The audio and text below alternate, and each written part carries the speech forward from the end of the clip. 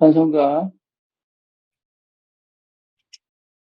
268장입니다. 찬송가 268장입니다.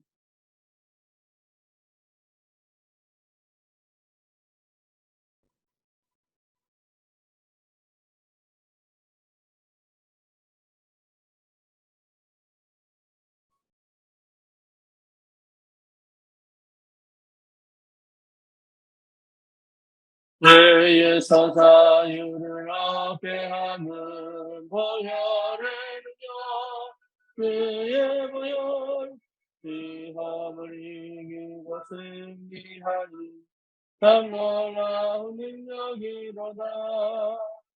주의 보혈 능력이 또다. 그의 피 믿어 그의 보혈 그 어린 양을 매우 귀중한 피로다. 육체의 성령들이 기르는 보혈의 능력 그의 보혈 성경을 얻게 하니 참 놀라운 능력이로다. 그의 보혈 능력이 또다. 그의 피 믿어 그의 보혈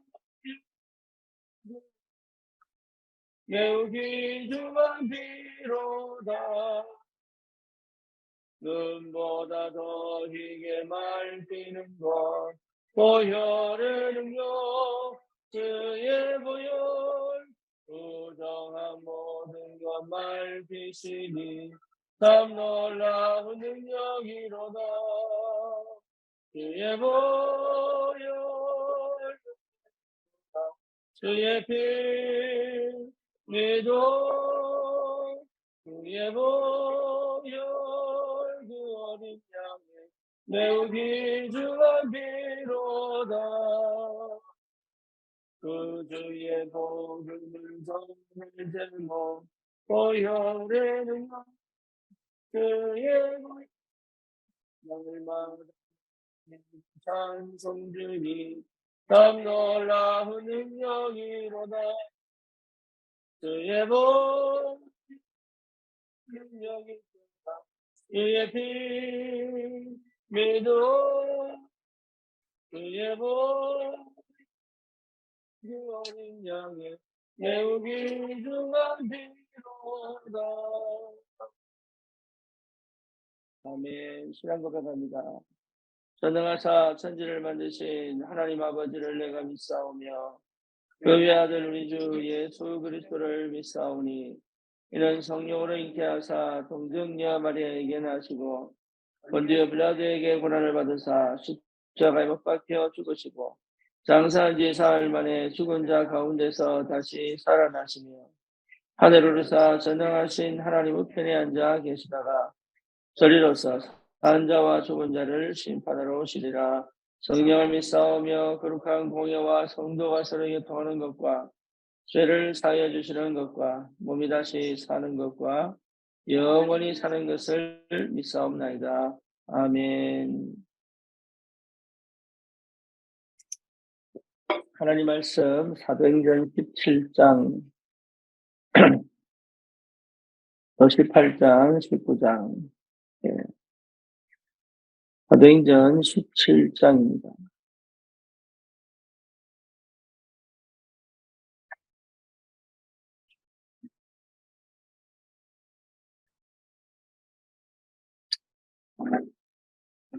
일 절 보겠습니다. 그들이 암베볼리와 아볼로니아로 다녀가 데살로니가 이르니 거기 유대인의 회당이 있는지라. 19장 8절 한 절을 더 보시겠습니다.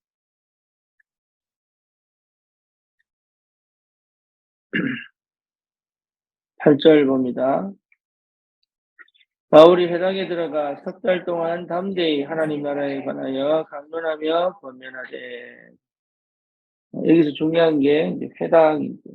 우리가 보통 회당이라고 얘기를 하면 유대인들이 거기서 말씀도 연구하고 또 포럼도 하고 또 후대들을 가르치기도 하고 그러니까 히브리어를 가르치기도 하고 이렇게 헬라어를 가르치기도 하고. 회당에서 유대인에서 회당은 굉장히 중요한 현장입니다. 회당 중심으로 사람들이 몰려 그래서 회당에서 거의 모든 걸 다 한다고 보시면 돼요. 결혼식도 하고 예배도 드리고 다 한다고 보면 됩니다. 그리고 회당만큼은 유대인들에게 있어서 굉장히 중요한 대를 이어서 그 전통과 그 토라와 그 예배 형식과 삶의 모든 것을 이어주는 그 끊어지지 않고 계속 이어갈 수 있는.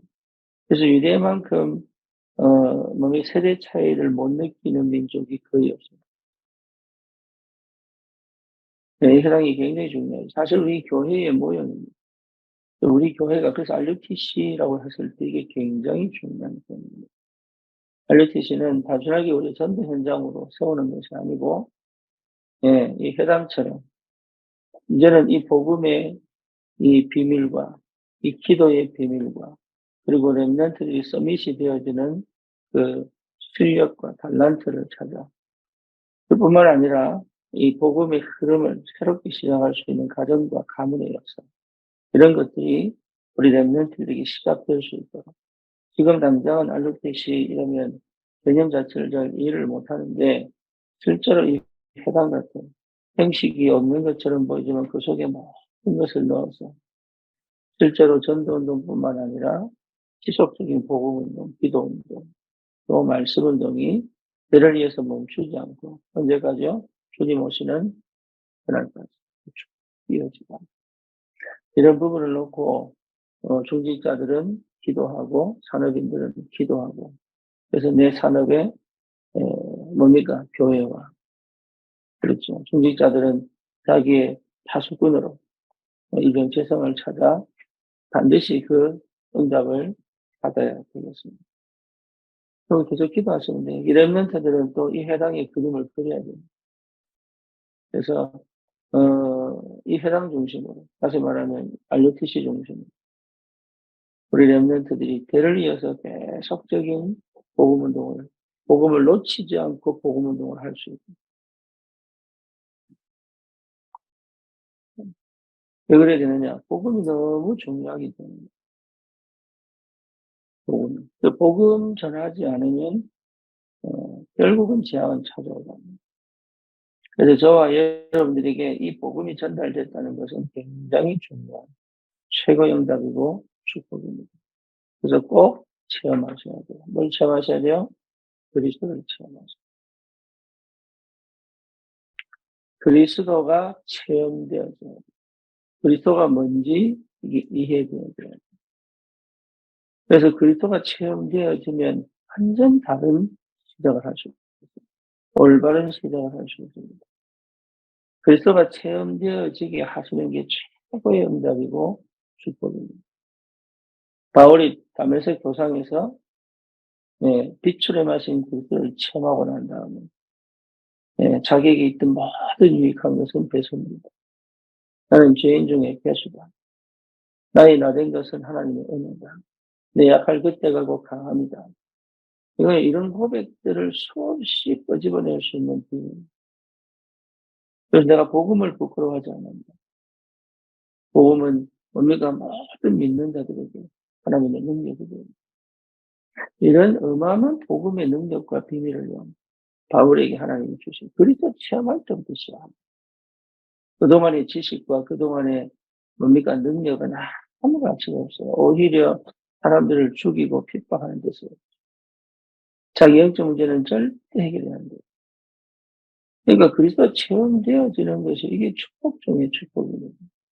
렘넌트들은 이걸 사모하고 여기에 집중되어지고 이게 내게 다 찾아오는 그 시간표를 두고 간절한 소망을 두고 기도하는 것이 너무 중요해요. 그리스도가 체험되어지면 완전히 내 인생 바뀝니다. 하나님의 능력과 하나님 나라의 비밀과 보좌의 축복이 완전히 회복되거든요. 그러니까 차라리 그리스도의 비밀, 내 생각, 내 고집, 내 아집, 내 영적 문제, 내 상처 이게 한꺼번에 싹 없어질 수 있는 비밀 그리스도입니다. 그러니까요. 다른 응답과 다른 기쁨과 다른 은혜와 다른 이 하나님이 예비하신 최고의 축복들이요. 다 성경이요. 그리고 기도하셔야 돼요. 그러면 이 그리스도 안에서 하나님이 우리에게 주시는 뭡니까? 그리스도가 딱 발견되어지면 기도가 이상하게 기도가 해거든요. 그동안은 막 기도하려고 애를 쓰고 아니 붙잡으려고 애를 쓰는데 자동적으로 그냥 기도 속으로 쑥 들어가고. 그래서 그전까지는 그리스도가 되기 위한 어떻게 보면 하나님께서 나를 다듬어 가시는 굉장히 중요한 시간표라면 그리스도가 체험되고 난 다음에는 그리스도를 누리는 역사들이 계속 문제도 오고 사건도 오고 상황도 오고 형편도 안 바뀐 것처럼 보이고 현실 속에 빠지는 것처럼 보이는데 달라요. 완전히 다른 역사들이 있어요. 그리고 이게 무슨 말인지를 알아들어야 이제는 기도의 비밀을 회복하겠습니다. 그래서 기도도 뭐가 있습니까? 흐름이 있습니다.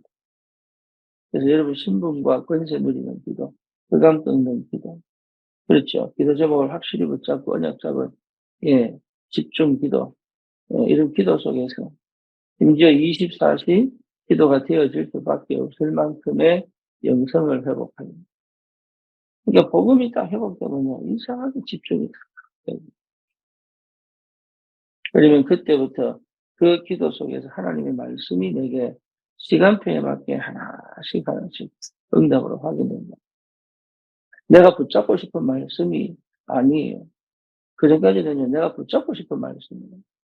나는 그냥 주를 위해 산다고 하는데, 결국은 내가 붙잡고 싶고, 내가 원하는 그런 말씀만 쭉 붙잡게 됩니다. 기도도 마찬가지거든요. 그리스도가 발견되기 전까지는 주를 위해 한다고 하는 것이요. 거의 결국은 나라고 하는데, 육신적인 것은, 세상적인 것에 걸려있다. 그럼 기도하지 말란 말이냐? 그 말 아닙니다. 하나님은 지금도 내 안에 계시고 생명으로 역사하시니까. 그래서 내 개인의 한계를 넘어, 나의 수준을 넘어, 내 영적인 문제를 넘어, 내 상처를 넘어 하나님이 원하는 기도 속으로 들어갈 수 있는 은혜가 있다. 그러면서 하나님 말씀이 너무 너무 정확하게 하나님의 말씀이 역사하십니다. 그래서 우리가 지금 사도행전을 하고 있는데 그 사도행전 속에서 시대 살리라는 단어를 왜 썼느냐? 여러분, 그리스도가 되면 시대 살리는 시작이 됩니다. 나는 큰 일을 하지 않는데요. 그리스도의 능력은 내 그 조그만 일들 속에 그리스도의 능력이 임하면 그렇잖아요. 다윗이 곰과 싸우고 사자와 싸우려고 돌팔매를 했단 말이에요. 근데 이게요. 나라를 살리고 세상을 살리는 역사로 이어지잖아요.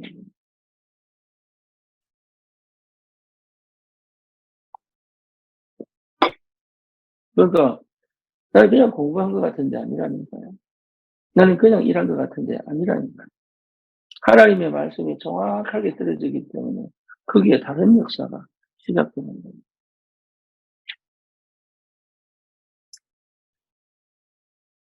참 감사합니다. 그래서 말씀의 흐름을 따라갑니다. 그게 내 길이에요. 계획을 세우고 방법을 찾는 것이 아니라 말씀 따라 내가 계획을 세우고 말씀 따라 근데 계획보다 보인다는 표현이 맞죠. 말씀 따라 보이고 시간표가 보이고 거기에 반응하면서 나오는 거예요. 제가 미국 한국 들어올 때요. 너무 정확하게 19년도 3월부터 아무것도 할 수 없잖아요. 예배를 드릴 수 있으니까. 우리는 사실 예배 드렸어요. 왜? 그 교회 자체가 예배를 안 드립니다. 우리는 별관을 빌려서 예배를 드렸습니다. 소수가 얼마 안 되니까. 눈치 볼 것도 없고. 그리고 이미 다 문을 다 잠가 놓고 하기 때문에. 그게. 그런데 그때부터요. 뭐 할 수 있는 게 있어야지. 뭐 사람을 만날 수 있으니까 아무것도 못 하잖아요. 근데 참 그게 기회라, 기회. 하나님이 내게 하나씩 하나씩 떠오르게 하시고 생각나게 하시고. 그때 깨달은 거예요, 그때. 아, 내가 예, 진짜 성경을 몰랐구나. 준비가 하나도 안 해 놓고 왔구나. 원래는 공부하러 갔었습니다. 예. 그러니까 이런 여러 가지들이 깨달아지면서 참 하나님 감사합니다. 이 말씀은 정확하게 그러니까 이 말씀 속에 있다는 것이 보통 축복이 아니단 말이에요. 내 생각대로 갈 거 없어요. 말씀 따라가는 거예요. 말씀을 따라갈 수 있는 영적 상태가 회복되게 돼요. 말씀을 따라간다는 것이 굉장히 중요합니다. 이 상태가 회복되어져야 길을 잃어버리죠. 그러면요, 하나님의 말씀이 얼마나 정확한지, 내 시간표에, 내 형편에 하나님이 너무 정확하게 말씀을, 간단한 말씀뿐만 아니라 사람과의 토론 속에서, 그렇죠? 내가 성경을 읽는 가운데 하나님이 정확하게 그 은혜 속에서 하나님의 역사가 시작된다는 거예요. 그러니 당연히 뭡니까? 기도 응답이 올 수밖에 없죠. 그러니까 기도 응답이 뭐 연결됩니까? 말씀 안에서 기도 응답이 찾아진다. 그러니까 다른 사람 만남 속에 문제 속에 사건 속에 이게요 하나님이 주신 응답이라는 걸 확인하게 됩니다. 그러니까 얼마나 편하게 얼마나 감사하게 갈 수 있는지. 그래서 하나씩 바뀌는 거예요. 복음으로. 현장이 살아나고 현장이 바뀌는 거예요. 여기에 또 과거로 돌아갑니다. 그 때문에 내 생각 때문에 내 고집 때문에 놓지를 못해요. 그러니까 그 문제가 오면 그 문제를 놔두지를 않아요. 내 생각이 들어와 버리면 그 생각이 사로잡혀가 언제 복음을 잊어버린지 잊어버려요.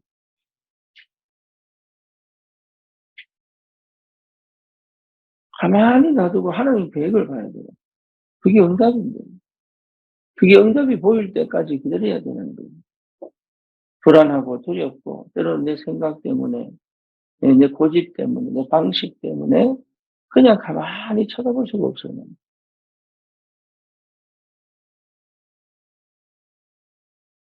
아무것도 안 할 수 있는 힘이 필요합니다.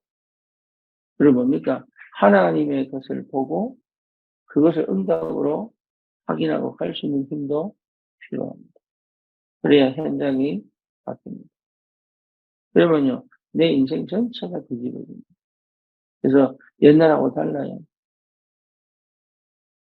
달라져야 되는 게 맞죠. 그러니까 하나님께 순종돼야지. 성령의 통치를 받는 하나님의 말씀의 인도를 받을 수 있는 상태가 된다. 재창조에서. 그러니까 내 방식대로 내가 해오던 대로 안 갈 수 있는 힘과 여러 가지 뭡니까? 완전히 새로운 역사가죠. 그렇죠. 그러니까요, 얼마든지 힘이 회복될 수 있다. 얼마든지. 그 힘이 내 안에서 들어와야 돼. 그 힘이. 그래야 상황을 보고, 환경을 보고, 문제를 보고, 그거를 제대로 올바른 생각 속에서 올바른 판단을 하고, 복음적 해석을 하고, 그렇죠. 그래서 뭡니까? 그 현장을 놓고 정말로 제대로 기도하고 응답을 가지고 시대를 바꿀 수 있는 역사. 이 응답이 반드시 오게 되죠. 그게 오면 여러분 상처 치유고 상처는 그냥 없어졌거든요. 상처 취할 필요 없습니다. 상처 그냥 없어졌거든요. 내가 상처가 있다는 걸 알면 돼요.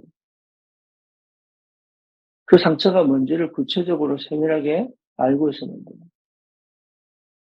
감정이 아닌 여러 가지 아닌 진짜 제대로 상처를 다 알고 있으면 돼요. 그러면 그 상처를 통해서 그래서 내게 있는 상처는요. 그것 때문에 복음을 모르게 만들지 뭐 복음 깨달아 버리면 그건 아무 문제가 아니에요.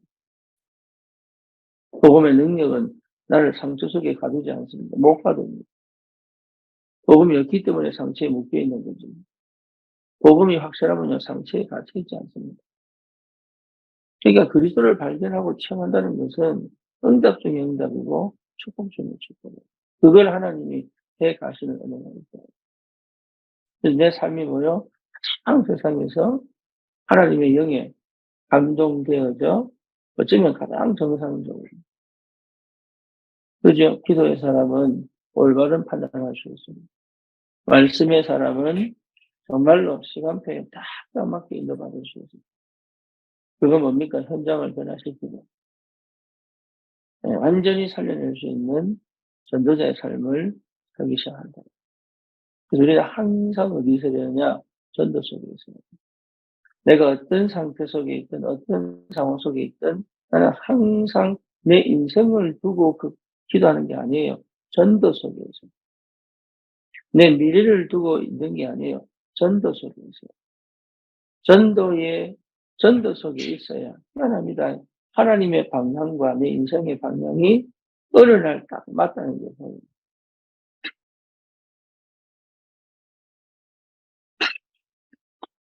그게 확인되어져요. 하나님의 방향과 내 인생의 방향이 맞아져 가고 있다는 것이 보여요. 전도는 이제 하나님 일이잖아요. 전도는 인간이 노력해서 되는 게 절대 아니거든요. 전도는 하나님 나라가 임해야 됩니다. 전도는 성령이 충만해야 되는 거예요. 전도는 진짜 제자는 내가 찾는 게 찾아지는 겁니다. 그렇죠? 이 진짜 제자는 하나님 붙입니다. 내가 정말로 전도자가 맞고 성령이 있고 내가 제자가 맞다면 하나님은 하나님의 사람을 대신에게 붙이게 되죠. 지구 반대 끝에서도요. 어느 날 만나게 되어 있어요. 나를 통해서 복음받아 제자가 될 사람들을 하나님 반드시 붙입니다. 그러니까 전도는 내가 하는 게 아니라니까. 내가 뭐 잘나서 할 수 있는 것도 아니고 내가 못났다고 못하는 거 아니에요. 전도는 반드시 하나님 손에 있기 때문에. 제자와 제자의 만남이 되지 않으면 여러분 전도는 정말로 어려운 거예요. 그러니까 모든 상황과 형태를 하나님 만들어 가신 겁니다. 그래서 여러분 항상 어디 계셔야 되느냐? 전도 속에. 전도 속에 있는 걸 사단이 싫어합니다. 그렇죠? 그러니까 내 생각 속에, 내 육신 속에 조금이라도 복음 아닌 것을 가지고 있다면 사단은 그걸 치고 들어와서 뭘 못하게 만드냐? 전도 못하게. 그래서 다른 생각하시면 안 돼요. 전도 속에 있으면 응답은 오게 돼요. 전부 그렇게 가야 됩니다.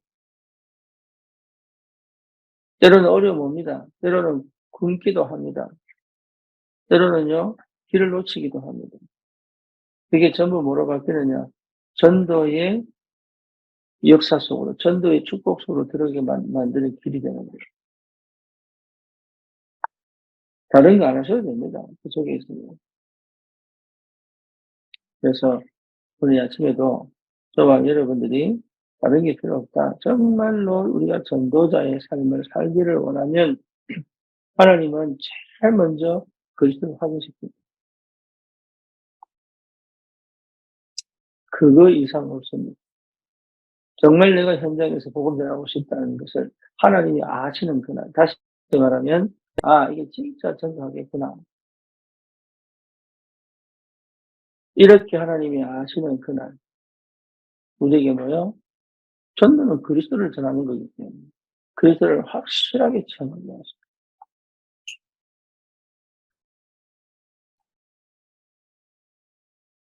그 은혜를 여러분 회복하시고, 그 속에서 응답받으시고, 그 비밀을 누리시고.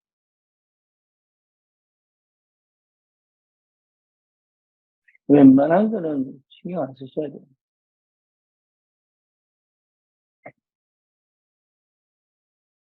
그렇죠? 웬만한 거에 신경 안 쓰셔야 돼요.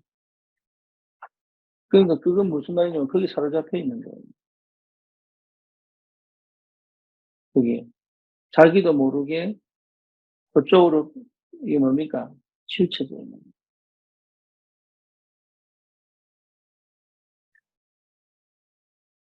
그래서 진짜 그리스도 체험되어진다면 새로운 역사가 일어나.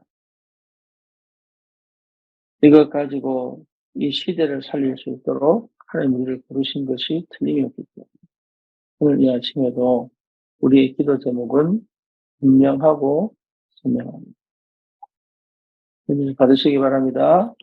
살아계신 하나님 감사합니다. 그리스도가 체험되어지게 하시고 기도가 집중되어지게 하시고 말씀이 시간표에 맞게 정확하게 하나님의 역사를 따라 말씀의 흐름을 따라 정말로 내 인생이 현장을 변화시키고 현장을 살리는 이 시대의 귀한 전도자로 세워져 갈 수 있고 주님이 역사해 주시옵소서. 예수 그리스도의 이름으로 기도드립니다. 아멘.